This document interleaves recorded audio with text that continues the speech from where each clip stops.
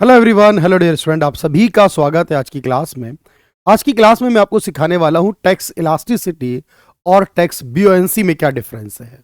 Basically ये दो ऐसे शब्द हैं जिनके बारे में हम बहुत कम जानते हैं, लेकिन हमारे क्वेश्चंस एग्जाम्स में आते हैं, इसलिए हमारी जानकारी बेहतर होनी ज़रूरी है। और इस बेहतर को बनाने के लिए मैं आपके लिए क्लास लेकर आया हूँ जिसमें हम दोनों को डिफ्रेंशिएट करेंगे और इन दोनों के फॉर्मूलों को समझने के साथ ही प्रैक्टिस भी करेंगे क्वेश्चंस की, क्योंकि प्रैक्टिस करने से ही आप परफेक्ट बनेंगे और आपके एग्जाम में आने वाले सवालों में कोई समस्या आपको फेस नहीं करनी पड़ेगी। चलिए पहले दोनों कंसेप्ट सीख लेते हैं, फिर प्रैक्टिस पर चलेंगे आगे। पहला कंसेप्ट है यहाँ पर टैक्स इलास्टिसिटी क्या होती है। देखिए, जब हमारी टैक्स की रेट में चेंज होते हैं, जब टैक्स की रेट को बदला जाता है, टैक्स की रेट को बढ़ाया या घटाया जाता है, तो उससे हमारे टैक्स के रेवेन्यू में भी चेंज आता है। हमारे टैक्स के रेवेन्यूज जनरली तौर पर शुरुआत में टैक्स रेट के बढ़ने पर बढ़ सकते हैं और बाद में ये घट भी सकते हैं, वो जो कुछ भी होगा रिलेशन में। लेकिन इंपॉर्टेंट है कि अगर हम जितने परसेंट अपना टैक्स रेट चेंज करते हैं, उसके रेस्पेक्ट में हमारे टैक्स रेवेन्यू कितने चेंज होंगे। इसी बात को देखो, कर लोच कहा गया है कि कर की दर में जो परिवर्तन होगा, टैक्स की रेट में जो चेंज होगा, उसके सापेक्ष यानी कर राजस्व में जो परिवर्तन होगा, ये कहलाएगा आपके पास इलास्टिसिटी। जैसे सरकार मान लीजिए कि आयकर को 30% से घटाकर जो कंपनीज के प्रॉफिट पर है वो 25 करती है, या कुछ भी कर देती है, इससे कर राजस्व में जितना प्रतिशत परिवर्तन देखा जाएगा उसे कर लोच कहेंगे। फॉर्मूला ध्यान रखना, percentage change in tax revenue divide by percentage change in tax rate. Tax की रेट के चेंज के साथ रेवेन्यू का चेंज जो है ये इलास्टिसिटी में आता है। बट अगर मैं कहूं टैक्स ब्यूएंसी, कर उछाल या कर उत्प्लावकता भी कहा गया इसे। अब इसका अर्थ क्या है जरा देखना ध्यान से। इसके बारे में यह बात कही जाती है कि सरकार द्वारा जब हमारे कर राजस्व में वृद्धि हो और हमारी जीडीपी के साथ क्या परिवर्तन है। जब हमारी जीडीपी बढ़ती है तो कर राजस्व बढ़ता है, टैक्स रेवेन्यूज बढ़ते हैं, लेकिन जीडीपी के बढ़ने से और टैक्स रेवेन्यू के बढ़ने में जो संबंध बनेगा उसे बीओएनसी कहा जाएगा। यानी कर राजस्व में वृद्धि और सकल घरेलू उत्पाद में जो परिवर्तन होगा उसके बीच जो संबंध बनेगा, याद रखना वहां टैक्स की रेट और टैक्स रेवेन्यू में था, यहां जीडीपी और टैक्स रेवेन्यू में है। बस ये अंतर याद रखो। यानी सकल घरेलू उत्पाद में परिवर्तन से जो कर राजस्व में वृद्धि आएगी वो कहलाएगी, और इसी का formula percentage change in tax revenue divide by percentage change in GDP से होगा। जीडीपी यानी इकोनॉमिक ग्रोथ या इकोनॉमिक आउटपुट के चेंज से भी कह सकते हो, जीडीपी के साथ चेंज से होगा।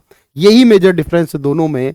चलिए, क्या सवाल हमारे एग्जाम में ऑलरेडी आ चुके हैं, देखते हैं भाई उन सवालों के बारे में। तो याद रखना, जैसे कि सवाल पूछा गया हमारे पास, कुछ आसान सवाल है, कुछ मुश्किल सवाल है, लेकिन अगर मैं कहूं पहले तो सकल घरेलू उत्पाद के सापेक्ष कर राजस्व में जो वृद्धि हो जाएगी वो क्या होगी। याद रखना, के सापेक्ष जीडीपी के हिसाब से चलेगा, कर राजस्व में जो परिवर्तन है वो क्या कहलाएगा, वो कहलाएगा टैक्स बीओएनसी।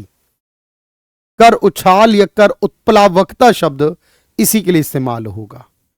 या इसी तरह से मैं आपसे कहूं कि बताइए, अगर यहां पर सवाल ये कहता है जीडीपी में वृद्धि के अनुपात में सापेक्ष कर राजस्व में जो वृद्धि होगी वो क्या कहलाएगी। या फिर से दो चीजों का संबंध बन रहा है सवाल में, एक जीडीपी की बात चल रही है और दूसरी कर राजस्व यानी टैक्स रेवेन्यू की बात चल रही है। तो यहां फिर शब्द होगा बीओएनसी। इलास्टिसिटी वर्ड इसमें नहीं होगा, यह बीओएनसी वर्ड में जाएगा।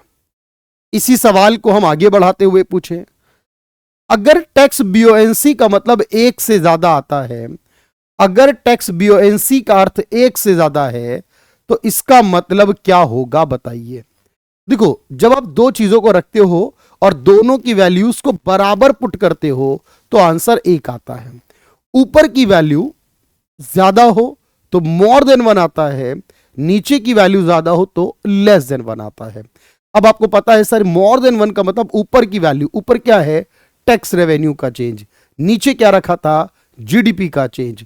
यानी टैक्स रेवेन्यू का चेंज ज्यादा हो जीडीपी के चेंज से तो आंसर मोर देन वन आएगा, जो कि अच्छा इकोनॉमी के लिए कि सरकार को टैक्सेशन ज्यादा मिल रहा है। इसका मतलब जब आप ये कहते हो कि जब कर एकत्रण में वृद्धि जीडीपी की वृद्धि की तुलना में ज्यादा हो, जो कर एकत्रण है वो जीडीपी की वृद्धि से ज्यादा हो रहा है तो आंसर मोर देन 1 होगा, बराबर हो रहा है तो आंसर 1 होगा, कम हो रहा है तो आंसर लेस देन 1 होगा, याद रखना।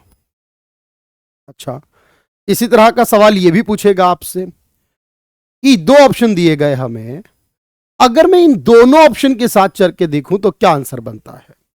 एक स्टेटमेंट है इलास्टिसिटी को लेकर कि इलास्टिसिटी में कर सकल घरेलू उत्पाद और राजस्व, कर राजस्व की वृद्धि की बात की गई है, तो आप कहोगे सर ये स्टेटमेंट रॉन्ग है। क्यों रॉन्ग है मेरे दोस्त, बताओ मुझे।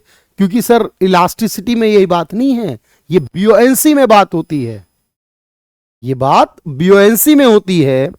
ये बात किसमें होगी, देखो कर उछाल में कर की दर में परिवर्तन और कर राजस्व में बात हो रही है, तो ये गलत है सर। ये स्टेटमेंट को इंटरचेंज कर दिया गया है, ऊपर की स्टेटमेंट नीचे, नीचे की ऊपर कर दी गई, इसका मतलब कोई सही नहीं है।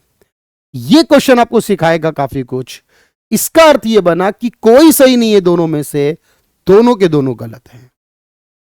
इसी प्रकार देखो ये सवाल आया है, अब आपको बताना है सोचकर, अब आपको बताना है, पहला पॉइंट है कर उछाल के बारे में बात हो रही है, टैक्स बियोएंसी के बारे में बात हो रही है कि इसमें जीडीपी की वृद्धि से देखा जाएगा कर राजस्व, तब आप ये बात कहोगे सही है, तब ये बात सही हो जाएगी। उछाल में जीडीपी से चलती है कहानी। और याद रखना, जब मैं ये कहूंगा आपसे कि 2015-16 के बाद से लगातार ऐसा देखा जा रहा है, टैक्स पेयर की एबिलिटी बढ़ रही है, टैक्स कलेक्शन बढ़ रहे हैं गवर्नमेंट के, जीडीपी के रेस्पेक्ट में देखा जाए तो ये सही है।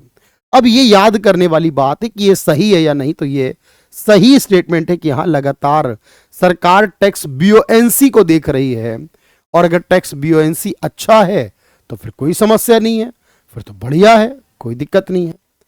एक सवाल और, सवाल की देखने से पता चलती है क्वालिटी क्या है भाई, सवाल की टैक्स बियोएंसी को लेकर सवाल है, फिर से उत्प्लावकता को लेकर सवाल है, और आपको पता है दिमाग में एक ही शब्द चल रहा है मेरा, एक टैक्स रेवेन्यू जीडीपी के साथ चलेगा तब, बस क्या है ढूंढो। ऐसी कर प्रणाली जिसकी लागत न्यूनतम हो उसे कहते हैं, ऐसी कर प्रणाली जिसमें करदाताओं का अच्छे से निर्धारित, कोई बात नहीं है, बात यह है कहने की सर ऐसी प्रणाली जिसमें अर्थव्यवस्था के बढ़ने यानी जीडीपी के बढ़ने के साथ कर राजस्व में वृद्धि की बात हो। इकोनॉमी के बढ़ने से, इकोनॉमी के बढ़ने से, इकोनॉमी का बढ़ना मतलब जीडीपी का बढ़ने से, और कर राजस्व के बढ़ने की बात हो तो उसे टैक्स बियोएंसी कहते हैं। यह है आपके पास बेहतरीन क्वेश्चन का कलेक्शन, और दो कंसेप्ट मैं सिखाए, क्या एक बार फिर याद कर लो।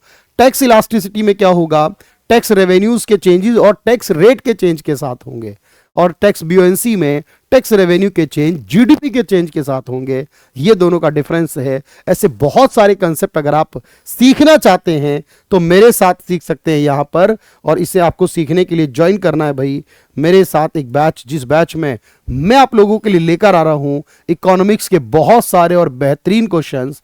ये सारे क्वेश्चंस कंसेप्ट सीखने के लिए आपको जुड़ना है मेरे साथ इस बैच में, जिस बैच की शुरुआत हमारे पास 7 मार्च से हो जाएगी, और 7 मार्च के इस बैच को आप जोड़ सकते हैं जस्ट 699 की फीस में। आप देखेंगे कि सारे कंसेप्ट मैं आपको सिखाऊंगा। यहां पर अगर आप कोई भी एग्जाम की तैयारी कर रहे हो, चाहे कोई भी ऑफिसर स्केल का एग्जाम लाइक यूपीएससी का हो, एसएससी का हो, सीडीएस सीएपीएफ के एग्जाम हो, या कोई भी टीचिंग का एग्जाम हो, टीजीटी का, पीजीटी का, बीपीएससी टीआरई का, डीट्रिपलएसबी का, यूपी के पीजीटी का हो, या फिर इसके अलावा यूजीसी नेट का एग्जाम हो, हर एक एग्जाम के पॉइंट ऑफ व्यू से यहां पर बात हम कंप्लीट करेंगे। तो इस बैच में आप जुड़ सकते हैं मेरे साथ।